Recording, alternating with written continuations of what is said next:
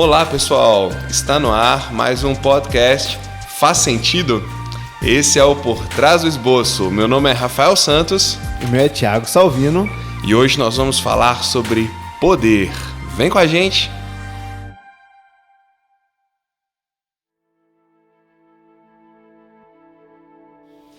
Então, nosso objetivo aqui é poder trazer você para por trás do esboço, literalmente com a gente, qual foi a nossa preparação, o que aconteceu e como é que foi esse tempo nosso ali de preparo e até o que antecedeu a pregação e como aquilo falou aos nossos corações, não, Rafael? É isso aí, trazer o pessoal um pouquinho para os bastidores da mensagem, né? Ver como Deus falou verdades aos nossos corações, às nossas mentes, para a gente chegar ao ponto de compartilhar alguma coisa com eles no domingo, né? Exatamente.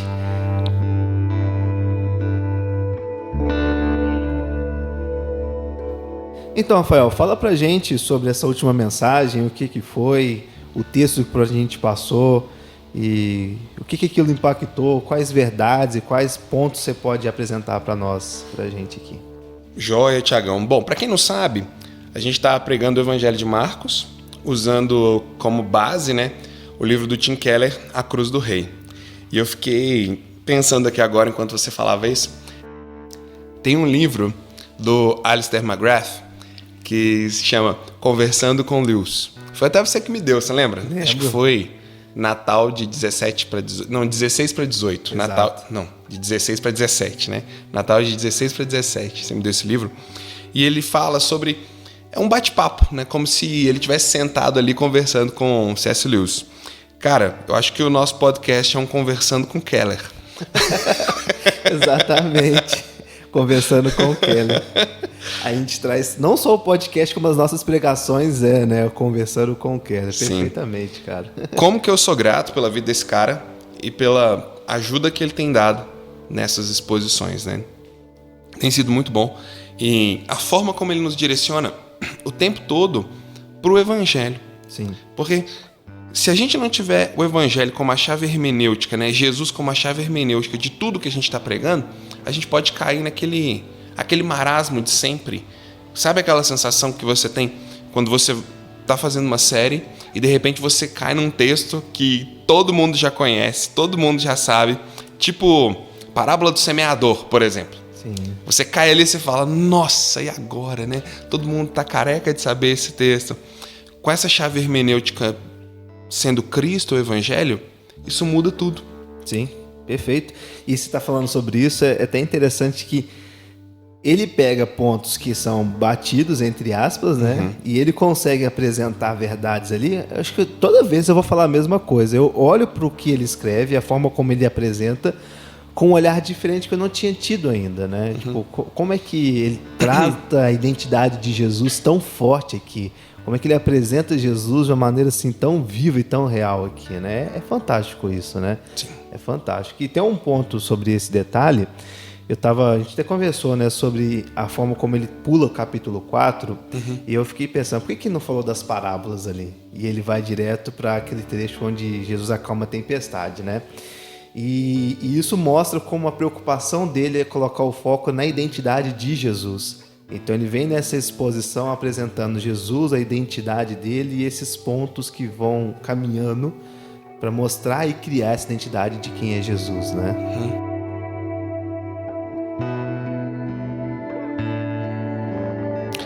Tem sido uma perspectiva muito legal, Thiago. Ver Marcos a partir desse ângulo, ver Marcos focado nessa identidade de Cristo, né? Agora como o rei que oferece cura, descanso, a gente vai ver hoje poder, e depois o rei que suporta, né? Carrega a cruz. Mas tem uma coisa legal que o Keller está fazendo, que é não nos prender a ele. Por incrível que pareça, né? A gente fala que tem uma tentação de dar um Ctrl+C, um Ctrl+V, mas eu diria que o livro do Keller ele é centrífugo. Sim. Ele me joga para fora o tempo todo, porque eu vou pro texto, estudo o texto, penso no texto, vou pro meu comentário expositivo, depois que eu faço isso, vou pro Keller, e aí ele me dá insights completamente aleatórios. De repente, vem um insight na mente para utilizar na pregação. E isso é legal. Sim. Porque a gente não pode fazer uma exposição do livro do Tim Keller. A gente tem que fazer uma exposição da palavra, né? Sim, exatamente. Esse é o desafio, mas é bem interessante isso, né? Porque acho que a leitura dele começa a abrir a nossa mente para algumas coisas e a gente começa a buscar na caixinha ali detalhes que vão linkar e fazer esses paralelos. Porque a gente observa ele próprio criando esse contexto de buscar em outros pontos, né? E é meio que um estímulo, né? Essa busca por outros pontos para poder linkar com outras coisas, né? Agora tem um detalhe. Se a gente lê o livro primeiro, né? Se a gente lê o livro antes de ler o texto, já era. A nossa cabeça fica viciada. E aí tudo que a gente lê, a gente automaticamente força o Keller naquilo ali, né? Eu tava lendo o texto da Bíblia e o texto do Keller para a próxima semana e, por incrível que pareça, tem um detalhezinho lá que eu vou falar na semana que vem que eu achei que ele forçou a barra e que não tem a ver com o texto, sabe? Mas, enfim, se eu não tivesse lido o texto antes, eu teria ficado vendido e ia falar assim, nossa, que cara genial, inspirado pelo Espírito Santo, né? Olha aí, eis que temos um erro, entre aspas. Legal, eu ainda não li, cara. Eu sei que já fala sobre a espera, né? O tema é a espera, mas ainda não li sobre o texto e o que o Keller escreveu ainda não. Tá bem legal, eu vou confessar, cara, eu chorei lendo. Legal, interessante, viu? Muito bom.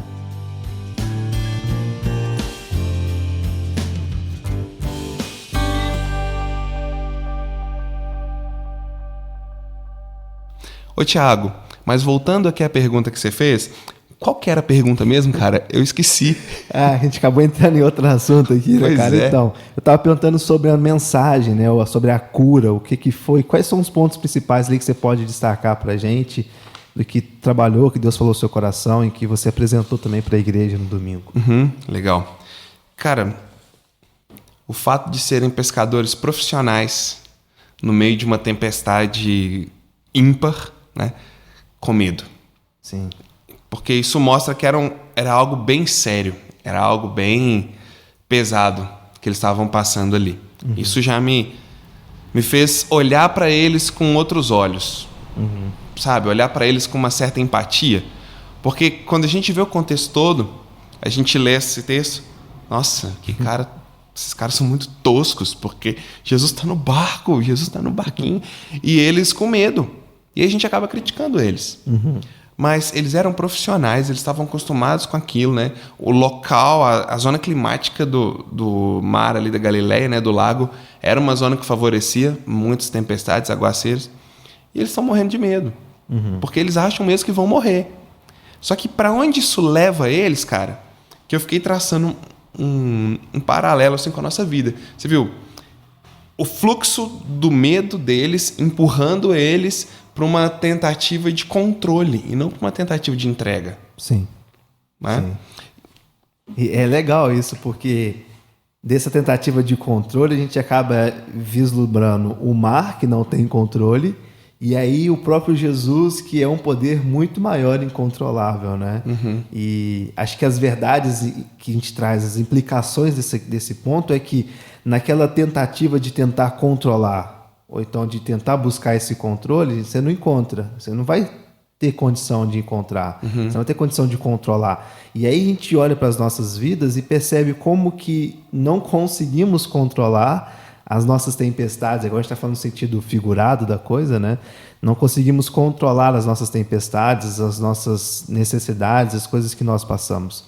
Simplesmente vamos passar por passar. O ponto que me chama muita atenção é isso, de que, cara, infelizmente, nem se posso dizer que é infelizmente, mas a gente vai passar por momentos que a gente não vai ter respostas, né? Assim como os discípulos estavam ali, era figurada aquela tempestade, era literal, perdão, mas a gente vai passar por tempestades que a gente não vai ter respostas, não vai ter saída. E às vezes a gente acha que Jesus está dormindo, né? Que Deus está longe, Deus está distante e Ele não nos ouve, não ouve a nossa angústia, não ouve o que a gente está passando, né? Mas se a gente parar para pensar que esse poder incontrolável nos ama, muda a perspectiva, muda a moeda, né? Muda. E para dar essa lição de amor que você está falando aí, antes Jesus teve que dar o choque do controle. Sim. Né? Porque eu penso, os caras conheciam o clima, eles sabiam quando ia chover, quando não ia, eles sabiam quando tinha uma tempestade, conheciam, eles tinham um know-how da coisa. Só que de repente eles estão ali numa circunstância que eles não têm controle. Sim. Eles não conseguem fugir, não conseguem navegar para longe, eles não têm controle sobre o mar, sobre o que está acontecendo, e ao invés deles terem fé, vamos dizer assim, né, eles tentam controlar Jesus. Sim. Jesus até perguntou, onde está a sua fé, né? Cadê a fé de vocês? Exatamente. Né? E Jesus estava ali bem dormindo, mó de boa, né? Eles falam, mestre, a gente vai morrer, né? Isso já mostra essa tentativa de controle, né? E aí, Senhor, não vai fazer nada não, né? Porque, veja bem, os caras tinham visto Jesus curar paralítico, tinham visto Jesus fazer inúmeros milagres, curar enfermos, curar pessoas com lepra. Eles vão achar, pô, se Jesus fez tudo aquilo, quem vai deixar a gente morrer aqui neste momento, né? E aí já mostra essa tentativa de controle. E Jesus, vai lá, acorda aí, faz algum milagre, né? Sim, faz alguma coisa aqui para nós, né? É até um problema de identidade, eu fiquei pensando. Como Porque assim? Quem eles eram em relação a Jesus? Eles estavam ali seguindo Cristo e vendo Jesus fazer aquilo com as outras pessoas, mas parece que eles não estavam muito seguros sobre quem eles eram. Eles eram discípulos do Mestre. Eles estavam com Jesus o tempo todo. Legal. Então, pode ser que surgiu uma dúvida. Será que ele vai fazer com a gente o que ele fez com os outros? Será que ele vai deixar a gente morrer? Será que a gente tem valor? Acho que ele não nos ama. Vamos acordar ele. Entendeu? Vamos acordar ele e fazer ele resolver esse problema aqui. Ô, Jesus, dá um jeito aí, né? Sim, exatamente. Controla tudo isso aqui, né? Resolve essa situação nossa aqui. Legal, cara. Eu curti muito essas implicações, essa forma como o Keller apresenta, né? A gente está falando do Keller de novo, mas por causa do título que é o poder, mostrando que esse poder é algo fora do controle humano e ele é exercido unicamente pelo próprio Cristo, né? E o próprio Cristo que teve poder para controlar a criação, é o próprio Cristo também que tem poder para nos permitir não passar pelas tempestades, né? Acho que esse não passar não, mas passar pelas tempestades, mas saber que ele nos ama, né? Sim. Acho que esse é o ponto-chave da questão, né? Sim.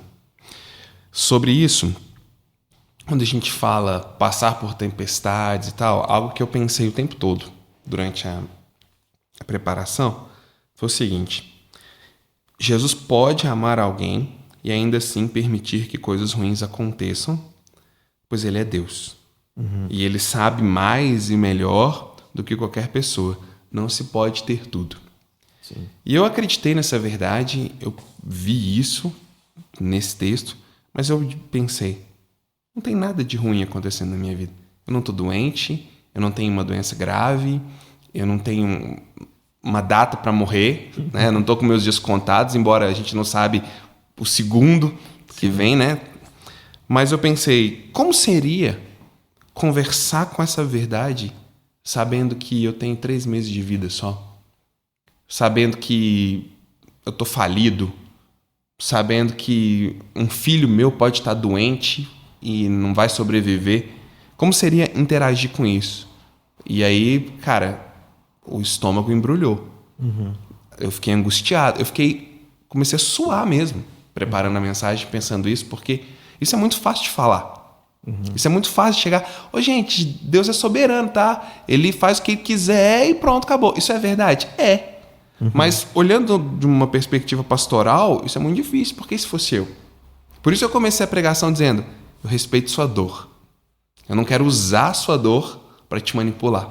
Eu ia falar isso aqui agora, né? Que no começo da mensagem você tinha pontuado isso, eu achei muito interessante, né? De que essa ideia de que não usar a dor da pessoa, o momento que a pessoa está passando, para fazer essa manipulação e para apresentar a sua ideia ali, apresentar a mensagem, né? Achei muito válido isso que você falou. Bem interessante mesmo. Cara, porque a gente poderia começar a mensagem assim. Então, gente, mais uma noite sem dormir, né? Seu travesseiro sabe o quanto você tem chorado. Aquela pessoa te fez muito mal. E, cara, e você vai reacendendo as dores no coração das pessoas, mas isso não é justo. Isso é manipulação. Sim. Porque a gente está pegando a tempestade daquele indivíduo e usando ela para ganhar espaço para entrar na cabeça dele. Sim. Eu não acho isso justo. Sim. Mas aí, voltando aqui sobre essa verdade, onde que foi que eu encontrei paz nisso, Thiago? Porque eu fiquei angustiado mesmo, a ponto de eu não conseguir escrever mais depois que eu comecei a pensar nisso. Se fosse eu, travei. Eu fiquei 2 dias sem escrever, pensando nisso. Eu lembrei de um livro que eu tô lendo, do Wayne Cordeiro, que se chama Andando com um Tanque Vazio. Inclusive, eu recomendo esse livro se você tá cansado, esgotado, cheio de coisas para fazer na igreja e sente que não tem mais alegria, não tem mais paz, né? Nem vontade. Leia esse livro. E ele fala o seguinte: você precisa ter verdades fundamentais na sua vida que são inegociáveis, para que quando a tempestade chegar, a verdade já está solidificada no seu coração. Legal. Então eu pensei, eu preciso solidificar isso no meu coração. Legal. Porque isso pode acontecer comigo, isso pode acontecer com você, com quem está nos ouvindo. E se a tempestade nos pegar sem uma certeza da nossa identidade em Jesus, sem uma certeza da identidade de Jesus, pode ser que a gente, de repente, está ali gritando, né? Jesus, você não me ama! Você vai deixar que eu morra? Você vai deixar que minha esposa, meu filho, meu pai morra? Então isso foi bem pesado para mim durante a preparação. Pra mim também, cara. Desceu uma lágrima aqui agora. Que legal, viu? Muito bom.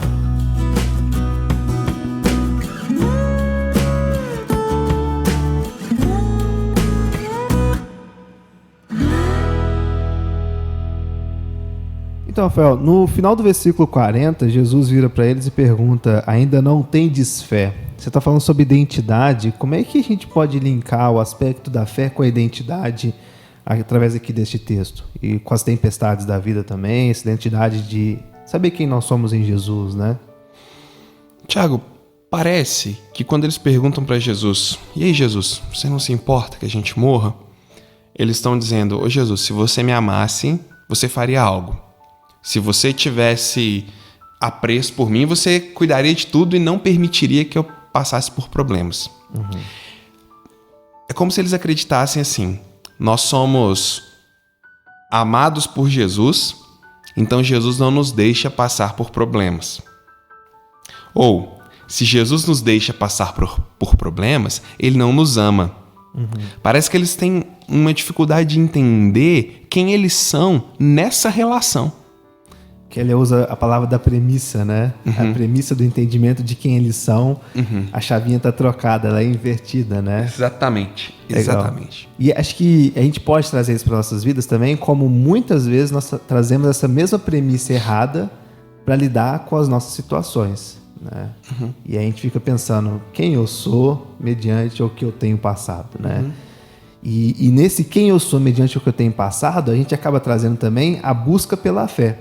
Porque parece que a gente olha para as nossas necessidades, olha para os momentos e criamos uma intensidade de fé para poder suportar ou passar por aquilo. Só que o grande fator é que não é determinante a nossa intensidade ou a qualidade que nós tratamos a fé. Não é fator determinante isso, mas sim a quem nós colocamos a fé. Por exemplo, se eles estavam ali chamando que Jesus acordasse, a intensidade de fazer Jesus acordar não iria mudar a situação. Sim. Quem mudou a situação foi o próprio Jesus. Exatamente. Então, a gente trabalha a identidade com a fé no aspecto de que nós depositamos a fé no objeto correto, na pessoa correta que é Jesus. O que vem depois disso é graça. Uhum. É bondade do próprio Jesus de acalmar as tempestades. Muito legal isso que você falou, porque eu vi a cena na minha cabeça que agora a angústia, a pressa e o jeito que eles acordaram Jesus não fez Jesus acalmar o mar. Sim. O que fez Jesus acalmar o mar foi o poder dele e o domínio dele sobre todas as coisas e, sobretudo, o amor dele. Exatamente. Muito legal isso, cara. Curti. Exatamente. Então, acho que desses pontos a gente pode buscar e fechar o laço da identidade e da fé, de que uma fé bem orientada e uma identidade bem clara nos mostra como encarar as situações da vida, né? A gente pode ser mais figurado aqui, trazer para o dia a dia e entender que não importa o que eu faço, né? Não importa o que as minhas atitudes no aspecto de passar pelas tempestades. Simplesmente entender que Jesus nos ama e o poder dele está dado a nós para poder suportar o que tiver que suportarmos. Né? Sim. Quando você fala não importa o que eu faço, não importa as minhas atitudes, você está querendo dizer o que com isso? Tô dizendo no aspecto religioso da intensidade que Entendi. eu vou lidar com aquilo de um âmbito religioso, né? Quando eu falo em portamento de atitude eu vou me consagrar mais. Agora eu vou falar um pouco do evangelicalês, né? Tô passando um momento de dificuldade, eu vou jejuar mais, eu vou orar mais, eu vou me dedicar mais para que eu supere aquele momento. É bom, acho que no aspecto prático é legal, mas isso não vai mudar a circunstância como um todo, porque o que muda é a ação de Jesus, não a minha intensidade para poder responder aquilo, né? A forma como eu me entrego àquilo. Legal. Entendi. Então, se eu fosse organizar minha identidade, você acha que eu poderia dizer: eu sou amado por Jesus Cristo, que tem poder sobre todas as circunstâncias, e se Ele quiser, Ele vai deixar que eu passe por tempestades. Exato. E mesmo assim, o amor dele ainda está sobre mim. Exatamente. E a gente não sabe explicar isso. Não temos explicação. Bola pra frente. Bola pra frente, só segue a vida. Só segue a vida e entende que Jesus nos ama. Ele nunca deixou de nos amar e ele sempre vai estar ali conosco, né? Como a Elizabeth Elliot falou, não se pode ter tudo, né? Exato, não se pode ter tudo, exatamente. Bem colocado.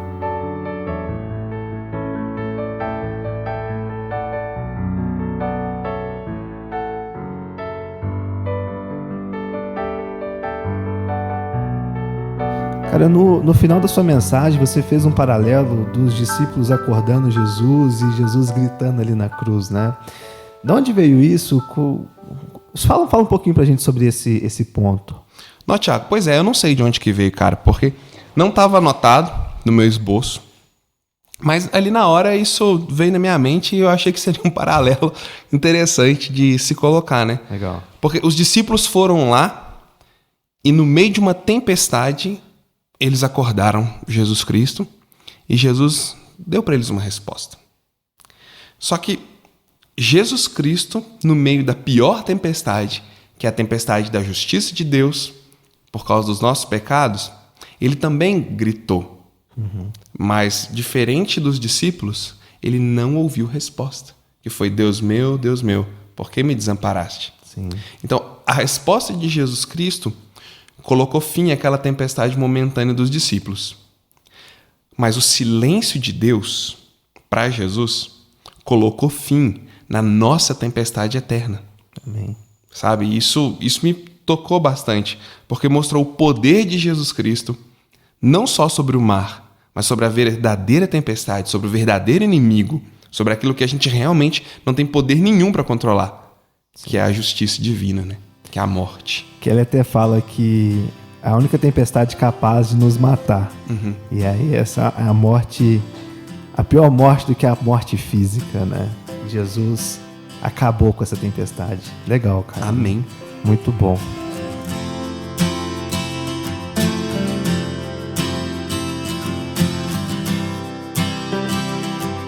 Pessoal, valeu por ter acompanhado com a gente até aqui. Para nós aqui, para mim foi muito bom essa conversa que a gente teve, esse bate-papo, trazer esses pontos que a gente trabalhou da mensagem, né? Apresentar esse por trás do esboço, né? E como é que Deus falou aos nossos corações, né, Rafael? É isso mesmo, cara. Semana que vem a gente volta, se a gente tiver um esboço, né? Se tiver um esboço, a gente vai ter o por trás do esboço, né? Não? Verdade. Mas valeu, gente, nos ouvir. Se você tem dúvidas, comentários, né? Quer mandar pra gente uma pergunta aí, pode mandar. A gente pergunta pro Keller, né? A gente manda mensagem no Instagram pra ele, né? Exatamente. Espera uma resposta. Tá certo. Muito obrigado, viu? Espero que tenha feito sentido pra você. E esse aí foi mais um Por Trás do Esboço.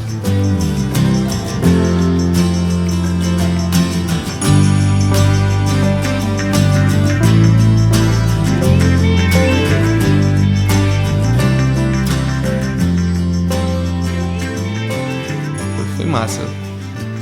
Cara, então, eu recebi alguns comentários, algumas mensagens do nosso último podcast. Foi bem legal, cara. Fiquei animado com alguns feedbacks que eu recebi. Eu também recebi, cara. Eu recebi um monte de mensagem, assim. O pessoal, oh, que legal.